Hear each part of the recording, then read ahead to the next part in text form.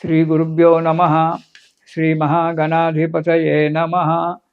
ఇక కన్యారాశి. ఈ రాశి వారికి గనక మనము ఈ 2026 సంవత్సరంలో చూసుకున్నట్టయితే మార్చి 18 వరకు ఆదాయం 6, వ్యయం కూడా ఖర్చు కూడా 6గానే ఉంటుంది. మార్చి 19 నుంచి ఆదాయం 8, ఖర్చు 11గా ఉంటుంది. ఈ రాశి వారికి ఈ సంవత్సరం మిశ్రమ ఫలితాలు కనబడుతూ ఉన్నాయి. కొంత శుభము, కొంత కష్టము, కొంత సుఖము కనబడుతూ ఉంటున్నాయి.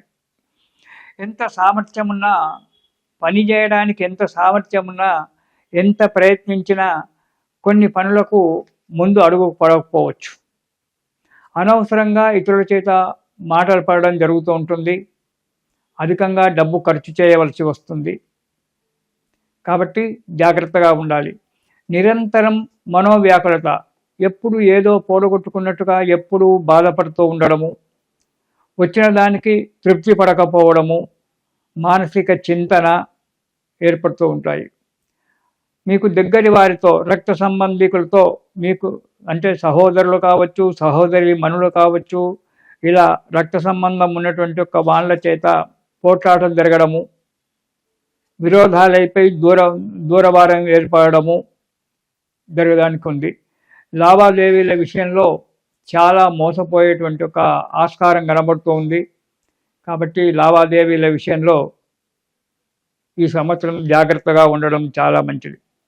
మే 25 నుంచి మాత్రము కొన్ని సమస్యలు పరిష్కారం కావడానికి ఆస్కారం ఉంది. వ్యాపారాలు కొద్దిగా పుంజుకుంటాయి, కొన్ని మందకోడిగా నడుస్తుంటాయి. వచ్చేటువంటి ఒక ఆదాయంలో కొంత ఆదాయం మీ చేతికి అందడానికి ఆస్కారం ఉంది. కానీ నా జీవితం ఇలా అయింది కదా అని చెప్పి బాధపడక మనోధైర్యంతో, ఓపికతో పని చేసినట్టయితే కొంతలో కొంత మీకు మేలు జరిగేటువంటి ఒక ఆస్కారం ఉంది. కొన్ని పనులు నెరవేరి అనుకున్న సమయానికి చేతికి డబ్బందడము, కొంత మీకు సంతోషాన్ని కలిగించడానికి కూడా ఆస్కారం ఉంది. కానీ ప్రతి విషయంలో 10 రూపాయలు ఖర్చు పెడుతున్నాను అంటే దాని గురించి నిశ్చితంగా ఆలోచించి ఖర్చు పెట్టండి. ఏదో ఖర్చు పెడుతున్నాను కదా, రేపొద్దున లాభాలు వస్తాయి కదా అని చెప్పి ఆశించకండి.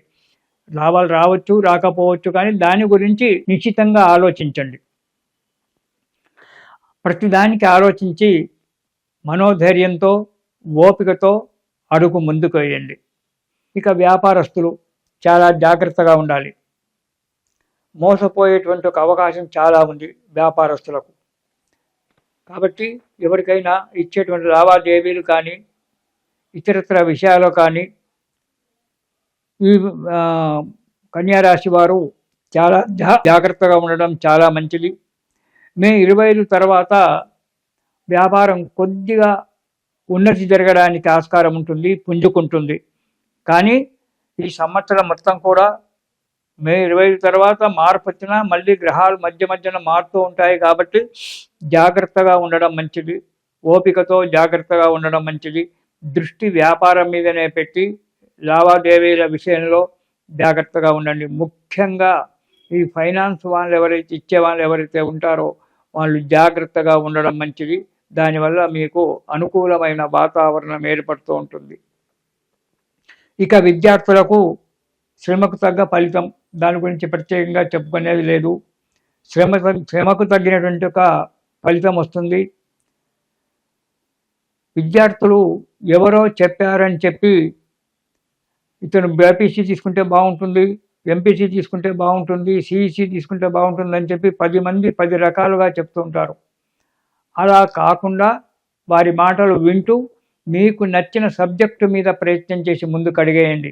అంతేగాని ఎవరో చెప్పారు, మావాడు డాక్టర్ అయినాడు నువ్వు కూడా బైపీసీ తీసుకో, మావాడు ఇంజనీర్ అయినాడు నువ్వు ఎంపీసీ తీసుకో అని చెప్తే అది నీకు యోగంలో లేకపోవచ్చు. కాబట్టి నీకు ఏ సబ్జెక్టులో అయితే నువ్వు ముందుకు దూసుకొని వెళ్ళగలుగుతావో ఆ సబ్జెక్టును మాత్రమే ఎన్నుకొని ముందుకు అడిగేయండి. భగవంతుడు మీకు సదా మేలు చేస్తుంటాడు. చెప్పుడు మాటలు వినకండి, చెప్పుడు మాటలు విని చెడిపోకండి.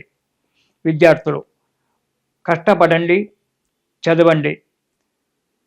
రెండవది కొంత దోషం ఉంది కాబట్టి దుర్మార్గులతో స్నేహితం చేయడం జరుగుతుంది.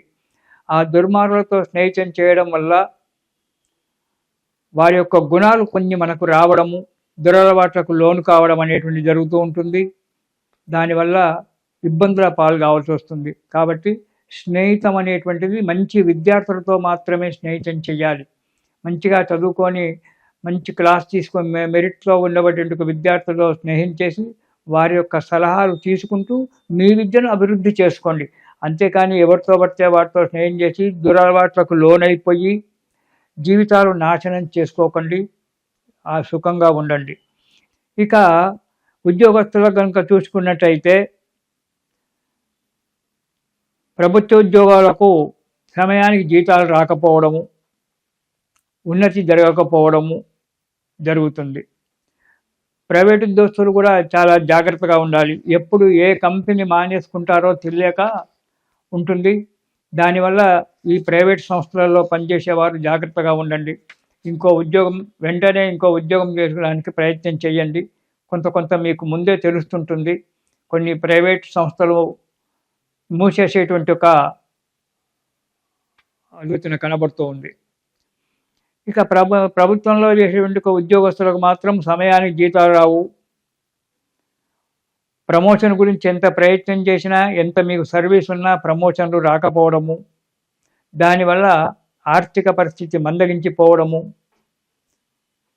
అప్పులు చేయడము, రుణాలు చేయడము, ఆ రుణమిచ్చిన దాతల చేత బాధపడము, సరి అయిన కొత్త వారికి నిరుద్యోగులకు కొత్తగా ఉద్యోగాలు దొరకకపోవడము, దొరికిన ఉద్యోగంలో కూడా స్థిరత్వం లేకపోవడము, ఎప్పుడు మానసిక చింతన, ఒకవేళ దొరికిన ఉద్యోగంలో అయినా కష్టంగానే ఉండడము, ఎప్పుడు పొమ్మంటారో ఎప్పుడు రమ్మంటారో కూడా తెలియనటువంటి ఒక యోగం కనబడుతోంది.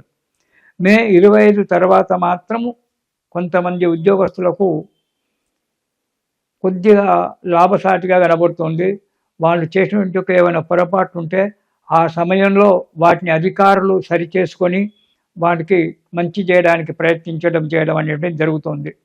ఇక ఈ కన్యారాశి వారు ఈ సంవత్సరము గురు స్తోత్రము, శని స్తోత్రము రెండూ కూడా పారాయణం చేయండి. ఆ గురువుగారి యొక్క అనుగ్రహం వల్ల మీకు అడుగు ముందుకు పడి సుఖంగా సంతోషంగా ఉంటారు. ఈ సంవత్సరం మొత్తము గురు స్తోత్రము, శని స్తోత్రం కనుక పారాయణం చేసినట్టయితే కన్యా రాశి వారికి సుఖంగా సంతోషంగా ఉంటారు. ఇది శుభం.